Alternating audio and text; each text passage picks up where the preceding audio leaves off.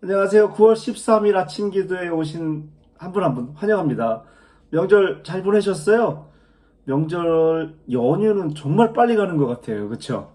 어제 엊그저께 연휴가 시작된 것 같은데 벌써 연휴가 다 끝나고 오늘 출근해야 돼요.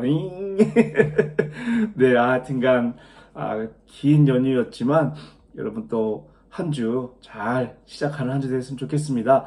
오늘 9월 13일 화요일 본문 말씀은 열왕기하 4장 38절에서 44절인데요. 짧은 구절이어서 제가 한번 읽어드릴게요. 한때 온 땅에 기근이 들었을 때 엘리사는 길갈로 돌아가서 예언자의 생도들을 가르치고 있었다.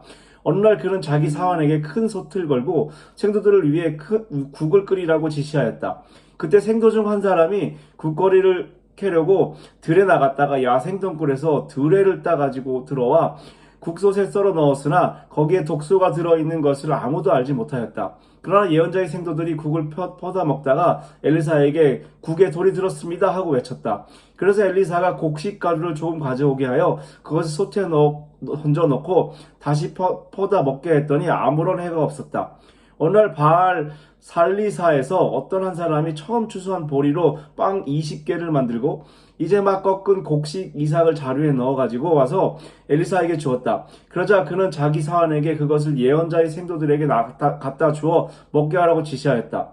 그러나 그 사환이 이것을 가지고 어떻게 100명을 먹일 수 있겠습니까? 하자 엘리사가 대답하였다. 가져가서 먹여라. 여호와께서는 그들이 충분히 먹고 남을 것이라고 말씀하셨다. 그래서 그는 그 음식을 가져다가 생도들에게 먹였는데 여호와의 말씀대로 그들이 다 먹고도 남았다.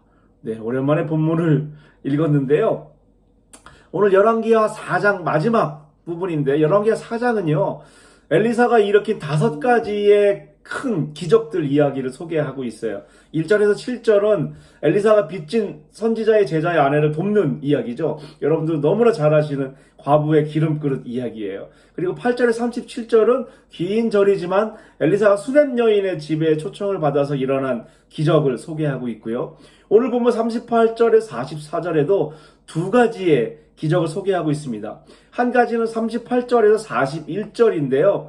엘리사가 길갈의 예언자의 생도들을 가르치고 있었을 때에 그 땅에 큰 기근이 들었습니다.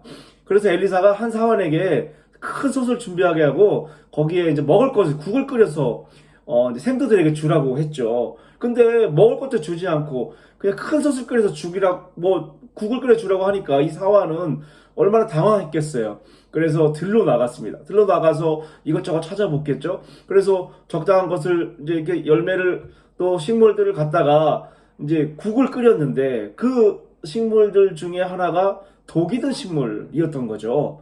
그것을 알게 된 엘리사가 뭐 어떤 건지 모르겠지만 뭐 어떤 곡식가루를 거기에 넣게 됩니다. 그리고 그 독이 사라지고 맛있게 먹었다라는 그런 내용이에요. 또 하나는 42절에서 44절인데요. 이것도 뭐 대단한 기적입니다. 어떤 사람이 보리빵 20개, 뭐 많다면 많을 수도 있는데 100명이 몇 개는 좀 적은 음식인 것 같아요. 보리빵 2개와 적은 곡식을 이삭을 가지고 왔는데 엘리사가 이거 100명의 제 생도들에게 먹이라고 해요. 그러니까 어떻게 해요, 사람들? 이거 어떻게 먹입니까? 가서 먹이라고 해라. 충분할 거다. 라고 했는데 진짜로 100명이 넘는 생도들이 먹고 남았다. 라는 그런 기적을 소개하고 있습니다. 기적 이야기를 오늘 이렇게 마무리를 했는데요. 여러분 혹시 로또 사보신 적 있으신가요? 저도 사봤습니다. 됐을까요? 한자도 안 맞더라고요. 저 어떻게 숫자 하나도 안 맞아요. 아마 로또에 대한 기대들을 한두 번씩은 해보셨을 것 같아요. 사시면서. 그 가슴 두근두근한 그거 있잖아요. 네. 근데 오늘 본문 읽으면서 아마 성경 주인공들이 로또를 산다면 1등이 될 확률이 가장 높은 사람이 누굴까? 그 사람이 바로 엘리사가 아닐까라는 저는 개인적으로 그런 생각을 한번 해봤습니다. 아마 엘리사는 어마어마한 상상할 수도 없는 기적들을 일으켰잖아요. 오늘도 마찬가지잖아요. 로또 된 거랑 마찬가지예요. 그죠? 보리떡 20개로 100명이 넘게 사람들을 먹이고 남게 하고 기름 그릇에 기름이 막 차고 넘치고 이런 걸 소개하고 그런 기적들을 소개했거든요. 만들었거든요. 그래서 저는 그 성경에는 이렇게 엘리사가 오늘 나왔던 기적처럼 기적적인 이야기들을 많이 소개하고 있어요.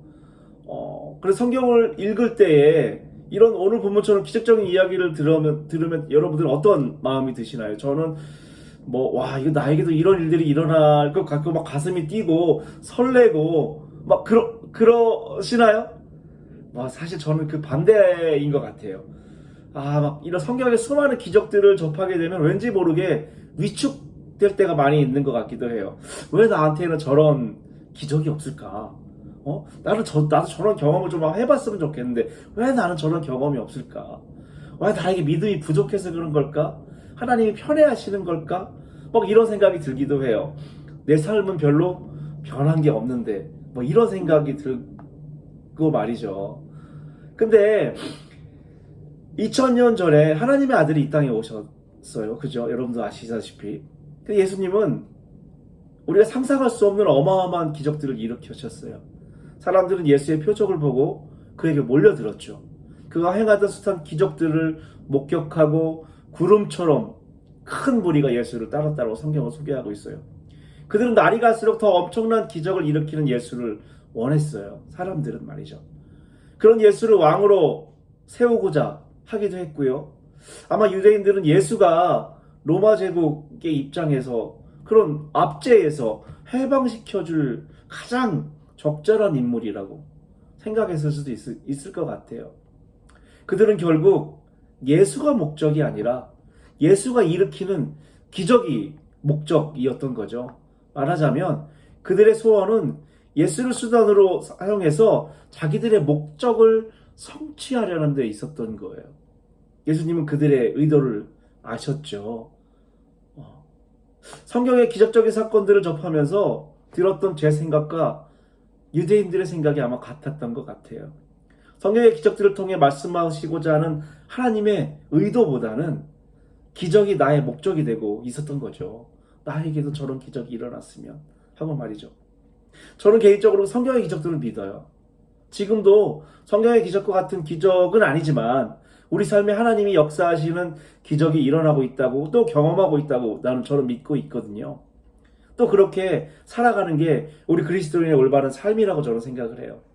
그런데 그 기적을 대하는 그 삶의 자세가 우리에게 필요하다고 생각해요. 기적을 대하는 중요한 것은요, 기적 자체에 있는 것이 아니라 기적이 목적이 되는 삶이 아니라 그 기적을 통해서 말씀하시는 하나님을 경험하는 것은 그것이 바로 우리의 삶인 거죠. 그것이 나에게 일어나지 않는다 하더라도, 성경에 소개된 그 기적들이 나에게 일어나지 않는다 하더라도, 내 주변에 일어난다 하더라도 나는 그 기적들을 통해서, 성경의 기적들을 통해서 하나님이 우리에게 말씀하시는 것들을 하나하나 알아가는 것, 그것이 예수님의 제자, 그리스도인이 기적을 대하는 자세라고 저는 개인적으로 생각을 합니다. 오늘 하루 살아가시면서 여러분 삶에서, 여러분 주변에서 수없이 일어난 기적들 있을 거예요. 그것 때문에 부러워하는 삶이 아니라 그 기적을 통해서 말씀하시는 하나님을 경험하시는 그런 하루가 됐으면 좋겠습니다. 기도하겠습니다. 사랑해 주님 감사합니다. 긴 연휴 끝나고 출근하려니까 귀찮습니다. 하지만 우리에게 그 직장을 주시고 우리가 그렇게 나갈 수 있는 그런 곳이 있다는 것이 또 감사할 따름입니다. 하나님, 성경의 기적들을 보면서 우리는 때로는 주눅들기도 하고 부러워하기도 합니다. 하지만 우리의 삶이 그것들 때문에 주눅드는 삶이 아니라 이제는 그 기적들을 통해서 그걸 바라보면서 하나님이 말씀하시는 그 말씀에 귀를 기울이는 우리의 삶이 될 수 있게 주님 인도하여 주시옵소서. 감사함 예수님 이름으로 기도합니다. 아멘.